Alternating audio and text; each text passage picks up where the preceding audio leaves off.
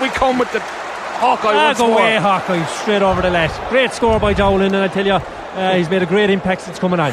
I don't think this is the time to tell Donald O'Grady that Hawkeye is a computer and you can't tell it to go away. We're all getting mad here.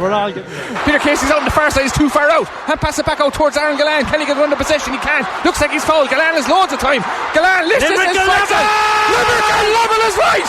6 in a row for the men from the Shannon side. It's 126 to 126. The pharmacist. Some medicine in this if he puts it in. 130 to 129. Shane Dowling lifts this and strikes it. Has to strike it before it hits the 21. Strikes it to the back of the net. And Shane Dowling leaves the hill 16 with the fist pump. And Cool goes up on the scoreboard. What an impact, Dowling. He had the balls to go for it, and by God did he stick it. Pat Ryan in along the end line. Ahead of his man as he tries to pick it up. Pat Ryan he'll finish it here if it goes towards the net. Pat Ryan goal for Limerick. Pat Ryan. The referee pulled it away and blows the final whistle. Limerick are in the All-Ireland final on August 19th. Limerick 332, Cork 231.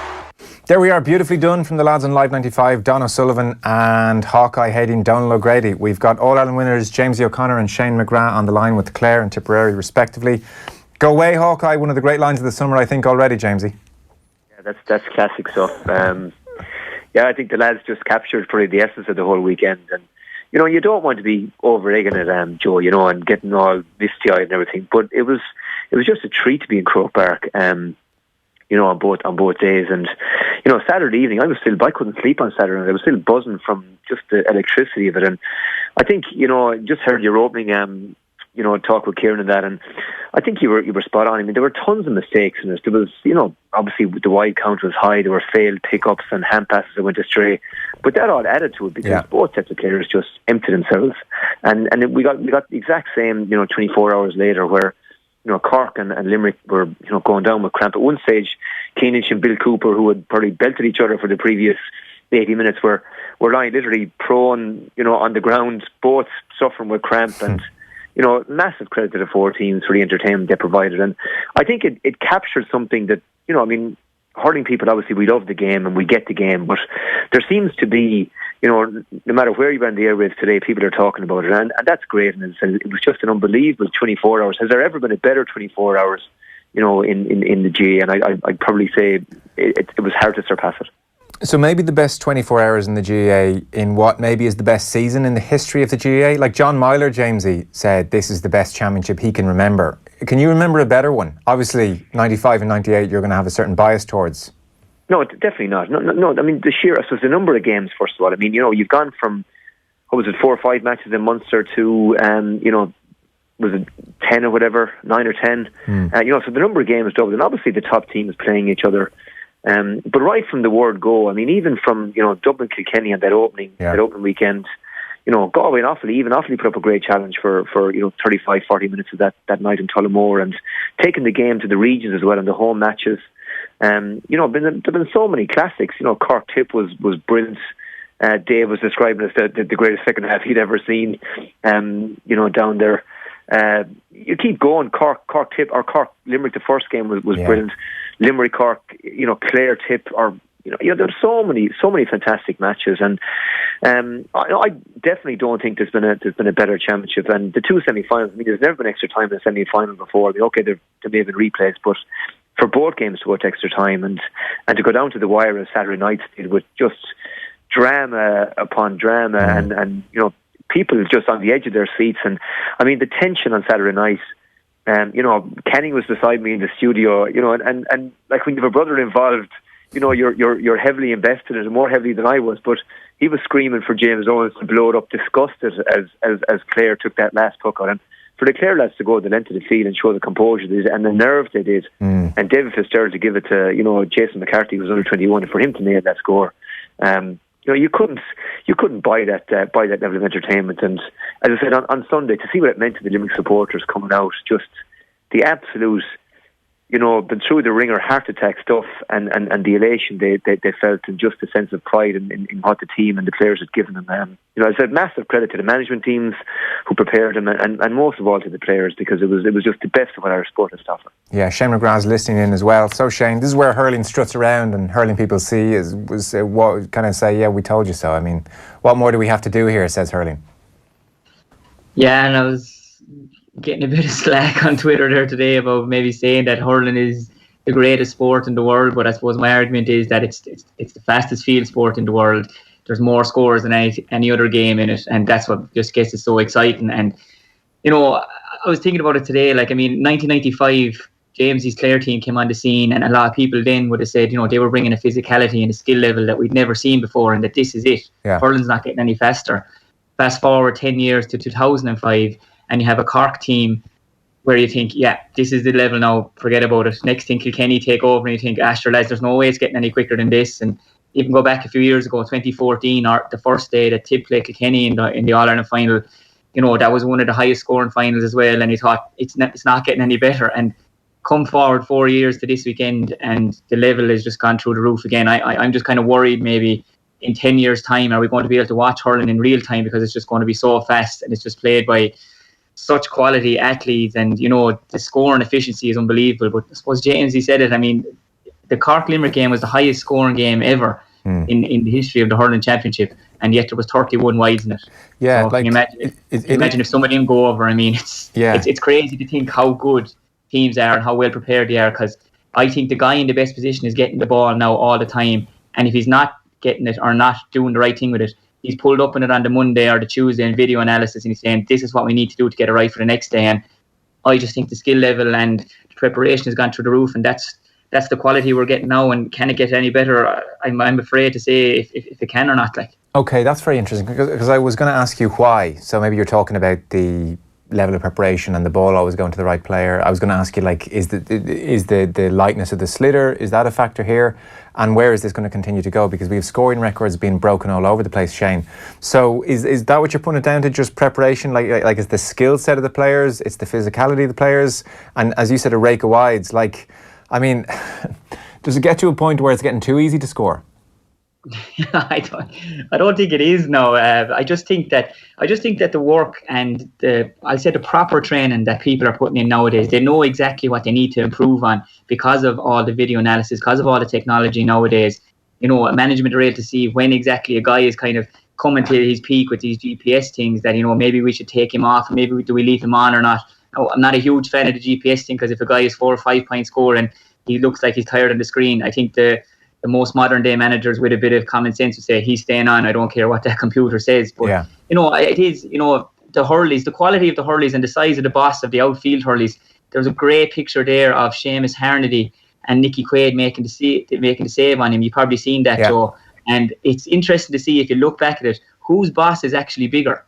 Is Seamus Harnady's boss bigger in his hurley, or is it Nicky Quaid? Because they both nearly look the same size. So, I mean, Pat Horgan is taking frees with a huge boss as well. And all these things, like this litter is a lot lighter than it was maybe 20 years ago as well. But I think a lot of it goes down to how the players are preparing themselves now, the training that they're doing, the quality of training, and just they're putting everything into it, their whole life, for maybe 6-7 times a week training. And I think we as spectators are the real winners because of it, because these guys are coming in at such a level. And another thing is, Joe, it's a younger person's game now than what it was before. The average age now is 23, 24. Like, these guys are coming in, a lot of them, like, they've no baggage or anything, and I think they're full of confidence. I mean, take Peter Duggan's point there, but even not the point that everybody's talking about, the point in the first half where he hopped it off the ground with 3 lads following him. I mean, I would have been afraid of my life to hop the ball off the ground, and I was playing in Crow Park, in case it went away from me or whatever. I just wanted to get it into the forwards. Whereas these guys now they're coming with such confidence. They're like, they know they have the ability to do it. They're hopping off the ground and putting over the bar, and it doesn't cost them a thought. And that's why I think we're just so lucky at the moment with the level of player that we have playing the game. It's interesting you mentioned the equipment, because Daniel Carney did an interview over the weekend, and Jamesie, he was talking about how he was having a number of mishits, and what he did was he added, and we're literally talking ounces, like kind of coffee granules level of weight, but he added that to his hurl, and it seems for whatever reason to have cleaned up his mishits, and he's striking the ball a lot better. So it's this level of detail. I don't know if that kind of thing was going on in your day. But on that wider point, Shane's outlined a number of areas where the game is improving. We've no concerns, right? I mean, I kind of can't believe I'm saying this literally on the Monday after the greatest weekend of all time. So I appreciate the context. But we've no concerns with the rate of scoring and the scoring records tumbling and the direction the game is going, do we? I don't think so. I mean, okay, the purists might comment on maybe some of the defending and maybe some of the space that teams are being afforded now. But, you saw some fantastic defending as well. I mean, Nicky Quaid's flick on Hardy was just outrageous. I mean, the timing of it, there's just so much to admire. I think that, there may be little things that we might allude to there, and as you said, like you might have some people making the point, there were too many scores and that, but to be honest about it, it didn't detract from my enjoyment of either game of the weekend. Just come back to it, like some player, I mean, Liam Doyle. When I can recall back in the day, Liam Doyle's hurleys were all the same weight. I never did that level of detail. It's just if it looked good and felt good, I had the same hurley maker. But if it looked good and felt good in my hand, that was it. But some guys now, that's just the fine margins. And I suppose the other thing, Joe, in the past, I mean, if you were trying to analyse Kilkenny, I mean, you probably saw Kilkenny 3 times. They might have had an easy enough pass in the Leinster semi-final. So maybe the Leinster final and the semi-final to go on, or maybe you even had one game to go on. Yeah. Now, with teams playing so many matches, through the round robin, there's a lot more information there. And I think even from a Limerick perspective yesterday, trying to analyse Anthony Nash and these puckouts and what are they doing at the puckouts and how do we stop it, I think that would certainly help, because Limerick not only, I think, did a great job of probably putting a spoke in Cork's wheel in that department, but the quality of Nicky Quaid's puckouts as well, and his distribution was just phenomenal, I think, particularly in the first half on Sunday. So the sports science is a help. The level of detail the teams are going into now, the extended backroom teams, it's all finding these small percentages, and as I said, we're seeing the benefit of it on the field, particularly at the weekend. Yeah, no, it was pretty amazing. Let's jump in then to some of the analysis. So Galway Clare on the Saturday, the first 16-17 minutes of that game, Jamesie, I'd say you were pretty worried. Like, it was car crash stuff from a Clare point of view. Like, the puckouts weren't working. Tui a few times, like there was one directly to Joe Canning, there was another one directly to another Galway player at one point, and they were popped over the bar. There was like the Cooney goal was just a mess. Like, Clare were at 6s and 7s, and everything about it was not going well. No passes, no flow. And then we've talked before about the movement of the Galway forwards. That seemed to be causing untold damage. Is it as simple as Colin Galvin went back and just added a bit of solidity and kind of got them moving with puckouts? They had an extra man then, and Tony Kelly came back. That seemed to be, certainly watching on TV, that seemed to be the moment that the ship was steadied anyway. Yeah, I think that was the catalyst. But I mean, 16, 17 minutes in, Joe, I mean, it looked like a rout. 1-7 to a point down. But I think Galway and the Aldona will be seriously, and silently fuming that, listen, they didn't put this game away, because they had their foot on Clare's throat, and really the wides, a couple of goal chances were butchered, and had they taken those opportunities, I mean, this it would have been gone beyond Clare's capability to haul it back. So anytime I felt that, or I always feel that anytime the wides count gets into double digits in a big match, you're in trouble. Galway shot 12 wides in the first half. Now 3 or 4 of those were Hawkeye. I mean, they're a foot the other way, and they're inside the post, and it's a different game and a different result. But there were certainly a couple of goal chances that Galway blew as well. That had they taken one of those, I think it would have been the fatal blow. Massive credit to the Clare management, because they had to do something to steady the ship and just give Clare a platform and a foothold. And certainly Galvin is a guy that Don Maloney and Jerry O'Connor would have massive faith in, because they know this guy since 2009 as a minor. They've huge faith in his ability. I suppose he was the right man for the job. And remember, they could have given that role to Jamie Shannon. They could have given that role to Shane O'Morey. But Galvin, I think, was the man, with the nerve, maybe, to read the game and maybe, pick out those short passes. Yeah. And Kelly to midfield, he got 2 huge scores that were vital again, and just giving Clare a bit of oxygen and a foothold in the match. So a combination, I suppose, of those moves. Peter Duggan as well put his hand up, because David Reedy was over on Pádraig Mannion on the far wing, and that was, you couldn't go down that side of the field with the puck out. So Duggan really had to stand up, and he did. And even if he wasn't catching it cleanly, at least he was keeping it regularly, getting it to ground, and did a chance of winning it on the break. But to get to coming up to half time 2 behind, I felt it was a minor miracle. I mean, I couldn't believe how we were 2 behind. And okay, Galway got the 2 points going into the break, but it was really, really Galway's wastefulness in that first half that allowed Clare the opportunity, and massive credit to Clare for the defiance and the resilience they showed just to stay in the match, and to score 17 points in the second half. They deserved the draw. Yeah. What was your reading it, Shane? Yeah, very similar. I thought Colm Galvin going back was a massive thing. I was reading about it today.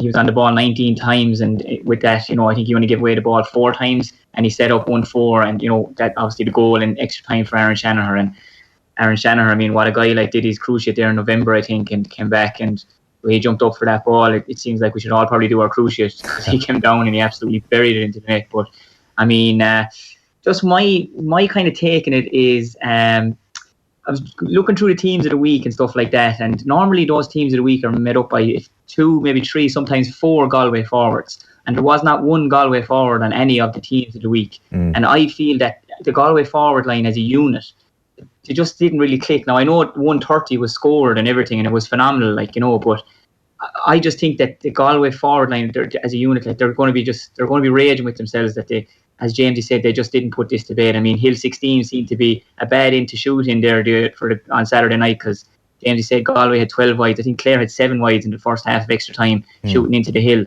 So whatever it was about it, and maybe Hawkeye was, maybe the motor was burnt out in Hawkeye at that stage. They couldn't call any more things. So, but I just feel that Galway are just going to be so thick and have so many things to kind of build on for the next day that I think that they are probably going to edge it. I think the match being on at Thurles is a big thing too, because this Clare team are made for Croke Park. I think Tony Kelly on Saturday evening, when he hears the matches on in Thurles, not Croke Park, because he just loves that space from Croke Park, and he seems to flourish up there saying, oh God, why isn't it on Croke Park again? Yeah.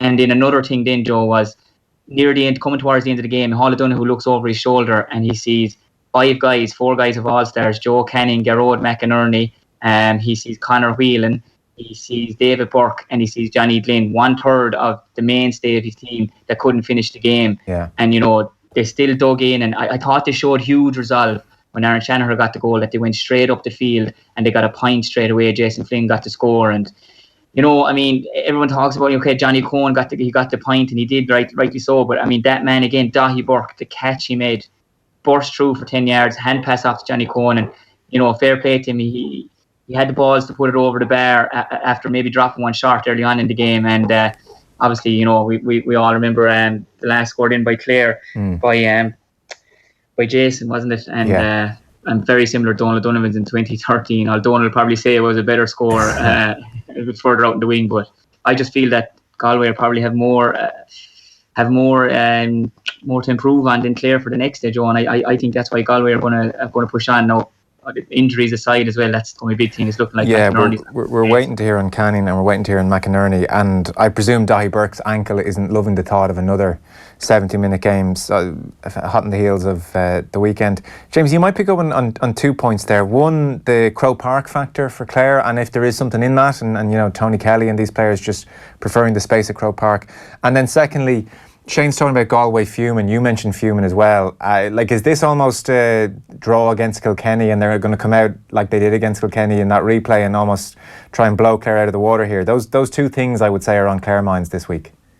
Yeah, so we'll take the Croke Park thing first. I mean, whatever it is, even going back to 95, I suppose we won the 2 games there, and I suppose we took confidence from that going forward. And, we just saw, and Dale would have alluded to it, that we always felt it was our field, and maybe that's a bit of cockiness, but we just had a good record up there. And obviously the lads went there in 2013 and lit it up and have great memories. So, it's probably a disappointment considering that I suppose the Dublin-Roscommon match will be a hard sell and a dead rubber. Now, I know the under 21 football match or under 20 football matches on there as well, and that decision was made. But Thurles, there's plenty of space in Thurles. Kelly and those guys have lots of good memories of big wins in Thurles. They beat Tip there, obviously, for the first time in years earlier this summer. So, I think there'll be no excuses about the pitch. I mean, whether it's Thurles or Croke Park, they're both, perfect pitches of the 2, I suppose, premier venues in the country. And I think, I don't think anybody in the Clare camp making excuses that we'd have beaten Galway in Croke Park. Yeah. It is what it is now, and okay, that's it. You ready yourself for it. You prepare yourself for it, and it's up to us to prepare for what Galway are going to bring to us. So that's the first thing. Yeah, I think we'd prefer Croke Park, but Thurles and we got to get ready for it. Galway and the attitude, second point, the danger. Yeah, there's definitely a danger of a backlash. I mean, if you're a Galway player and they're sitting down as a group collectively to look at the video nasty. Some aspects of that first half. Now, huge positives in terms of the way they just suffocated Clare, and Clare couldn't get out of their own half in that first 15, 20 minutes. There's positives there, but certainly, the wide count, the just not converting those chances, and there could be a backlash, but it's not easy, Joe, to go like this is their second replay now in a month, and I know even going back to 98, even 99. We drew a tip in Munster 99, lucky to get a draw the first day, blew them away the second day.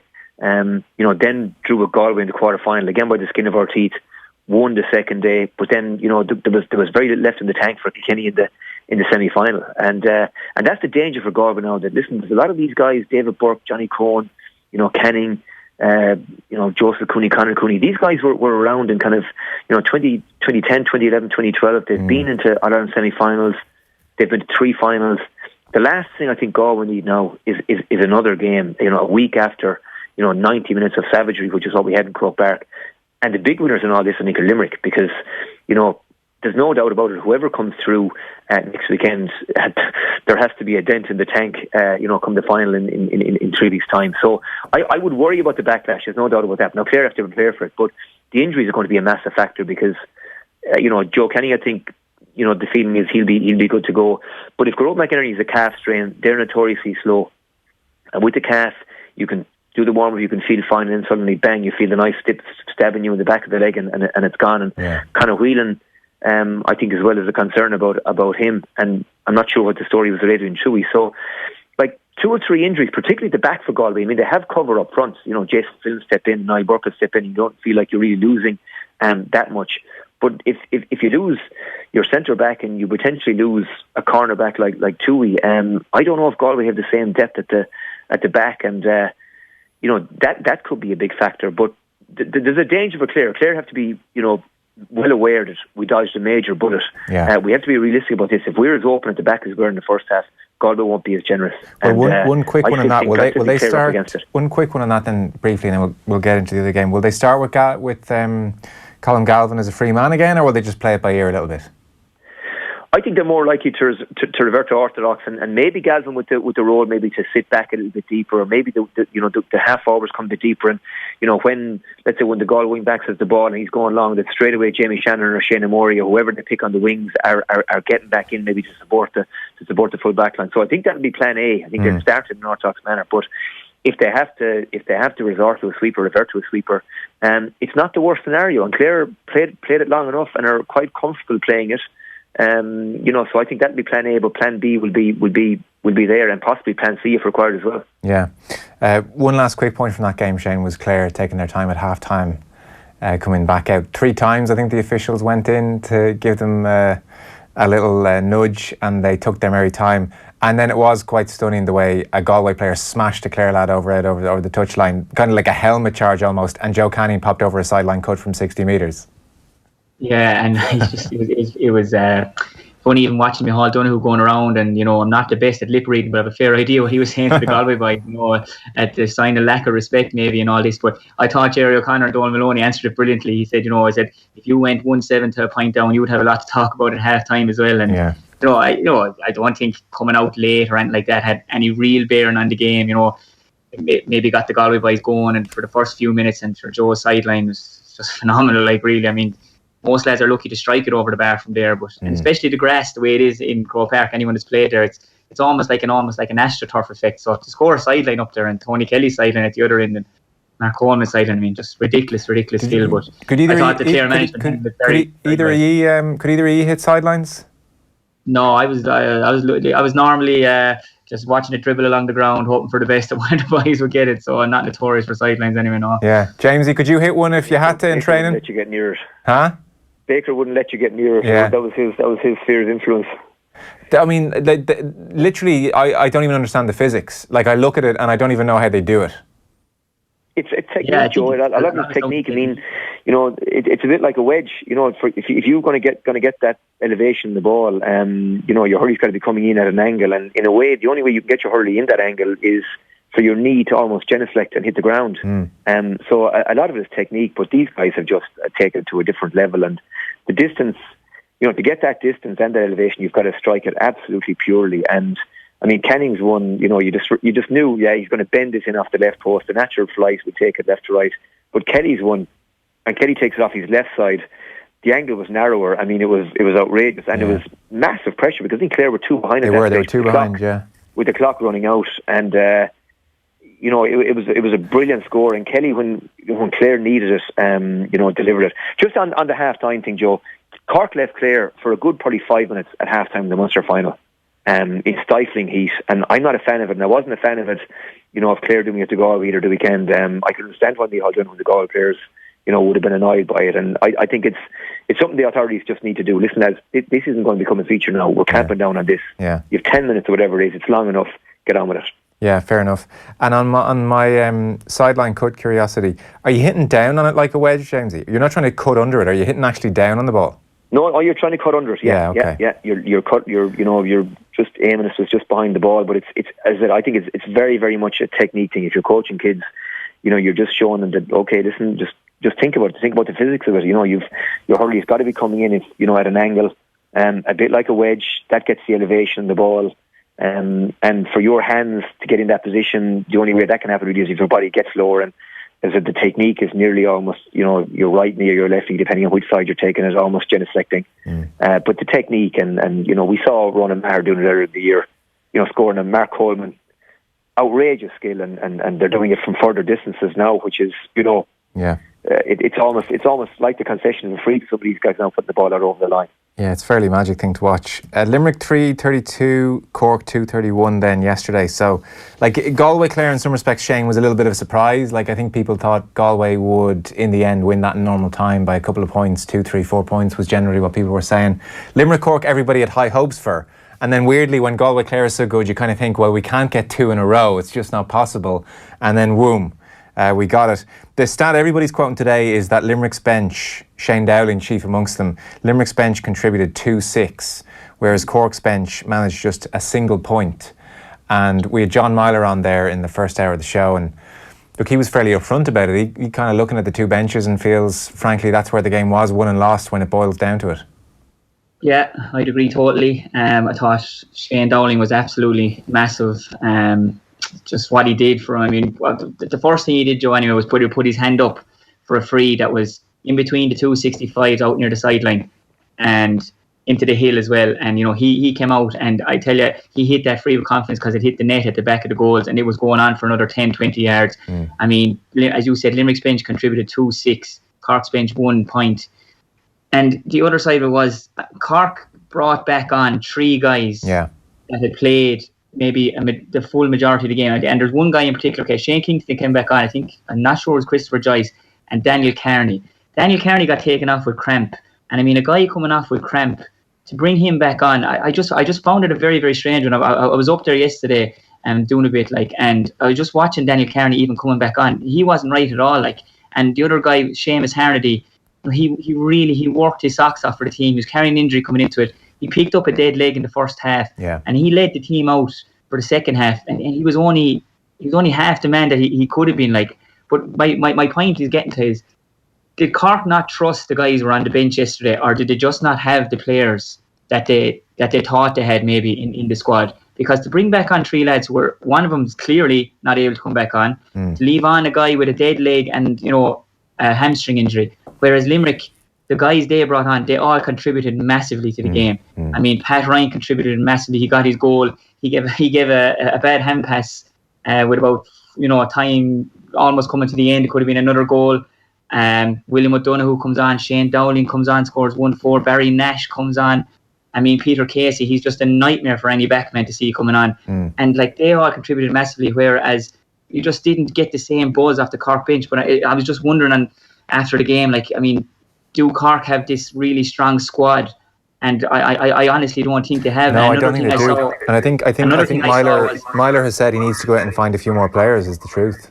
Yeah, and I honestly think he does. And I mean, I see himself and Fraggy. I mean, was the communication very good there yesterday? I don't think it was, because a couple of times John Myler was bringing on someone, and Fraggy was he almost looked bemused as to why is this happening. And there's small things you kind of pick up on. It could mean absolutely nothing, but that's from my viewpoint, that's what I was seeing going on. And I thought that maybe was another factor in the changes that were actually going on and the times that they were happening as well, Joe. Okay, that's an interesting point. Jamesie, what jumped out at you about this game? Maybe aside from the bench, I think we're all in agreement that maybe was the key part of the game. Yeah, definitely. And, the fact against Kilkenny as well, a fortnight earlier, that Casey, Dowling and Will O'Donoghue, came off the bench and made a massive contribution. Casey got 2 points, set up, I think he set up Dowling for another one. Dowling got a really good score. And, I think that gave credit to Limerick management and to the players themselves, as, you can come off the bench and you can make a contribution. But Limerick's depth at the moment is phenomenal. I remember meeting Gary Kirby a couple of months ago, and I think he met Kevin Downs, and he was saying that Downs was saying that he was fighting, I think, with Barry Nash, and I think it might have been Barry Murphy or Pat Ryan for the number 26 spot in the squad. And Barry Murphy was man of the match, I think, in that league game against Galway and Salt Hill, in the full forward line with Flanagan and Gillan. I think he was excellent that day. And he wasn't in the 26 I think yesterday. So that tells you the depth that John Kiley has. And I suppose, that's something that probably only Kilkenny have had. And what it means for the management team is that now, okay, they won't be doing a whole lot this week. It'll be about recovery, but they'll be training matches, probably one big one next weekend, maybe one midweek, and certainly a big one maybe 8-9 days out from the All-Ireland final.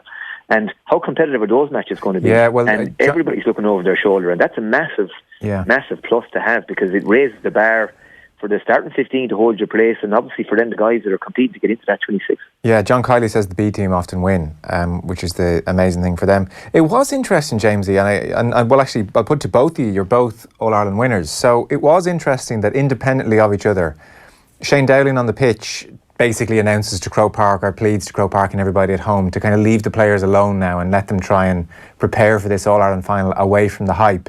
And then in his press conference, John Kiley opened his press conference. It was quite unusual, especially given what we had just seen, the weekend we had just had. But he opened his press conference by effectively saying to the journalists, if the players are contacted here, I'm shutting this whole thing down. Maybe a fair enough request, but it was kind of striking that was on his mind, the hype getting to the players, the build getting to the players. There's like almost this, is like an inherited sense or a residual fear that, the hype will get to Limerick somehow, that maybe it did in 07 in some respects. I mean, you figure in 07 they were just up against an amazing Kilkenny side, but it was very interesting that so soon, so quickly after this epic, this like kind of, career-defining win in some ways, that was on their minds, Dowling's minds and Kiley's minds. You've both been in this situation. Like, was that in your thoughts, Shane, straight away after a semi-final? No, it wasn't.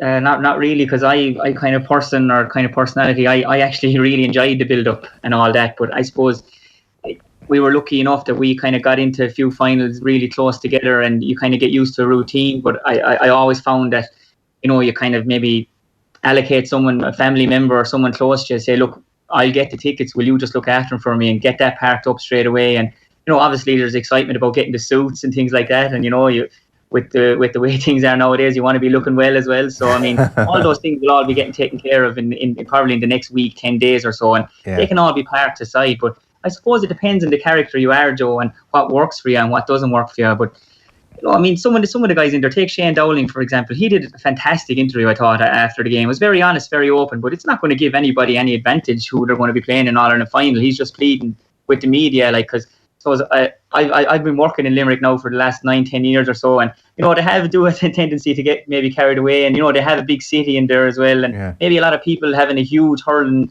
knowledge in around that.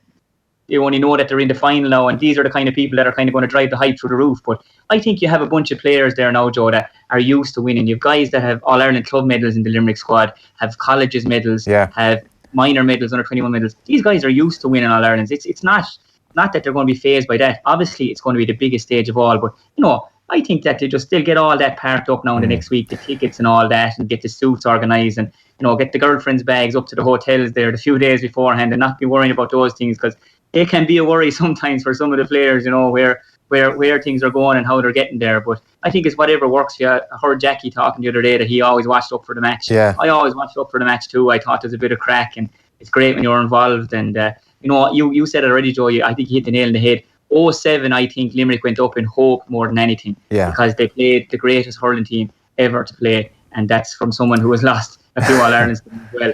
And they're going up this time, I think, fully believing that they can win this, because they have a great squad. And I think that's the difference for the players now. They're used to winning. They'll be fine. Let everyone else worry about what's going on in the back on the outside with all the media and all that crack. Yeah. But they'll be fine, and I think this bunch of players are really looking forward to the build up and to the All-Ireland final. Yeah. Quick thought from you on it, Jamesie, because like it strikes me, you don't want to almost make the players fear the fact that there is hype. You know, like you can say we're going to stay away from all the hype, and then a player could be stressing because frankly the hype's unavoidable because they all work in the real world. Like there is a point where you have to sit around and go, I mean, I'm asking you this as opposed to telling you, seeing as you've been there, but there is, I presume, a point where you have to go, we can't avoid this. We live in the real world, and actually go out and try and embrace it and enjoy it, and, you know, do the odd interview here or there if you want to. But like trying to almost, you know, plead, like leave us away from it is actually going to be more stressful than just dealing with the reality of it. Yeah, I mean, certainly, you know, going back to our time, you know, I think we embraced it. I mean, you know, it was brilliant. I mean, it was uncharted territory, and I think Loughnane, embraced it. And, you know, we you know, did the press night, and some fellas were more comfortable talking to the media than others, and that was fine. If you wanted to talk, you talked, and if you didn't, you slipped away. But I think, you know, John Kiley, I think, was involved as a player with Limerick in the 1990s, and I think he was selected with John Allen maybe back in 2013. So I mean, he's coming maybe from a place where, you know, he's been there before, where he's seen Limerick maybe getting ahead of themselves, and maybe, you know, things were done or things happened, and it might be local businesses getting fed us to open shops or whatever. And it was just, I suppose, an instinctive reaction that we can't repeat maybe mistakes that were made in the past. And I think as well, listen, there was huge hype in Limerick, you know, after the third round of the Munster round robin, because they'd beaten Tipperary, they'd gone and secured that epic draw with the 14 players in Cork, and they'd, you know, hammered Waterford. And suddenly, you know, for the game in Ennis, you were hearing about 2 minibuses from hamlets in West Limerick coming to the game, and people booking the All-Ireland weekend in Croke Park, and you know, and there was nothing Kiley or any of the players could have done about that. It's totally outside their control.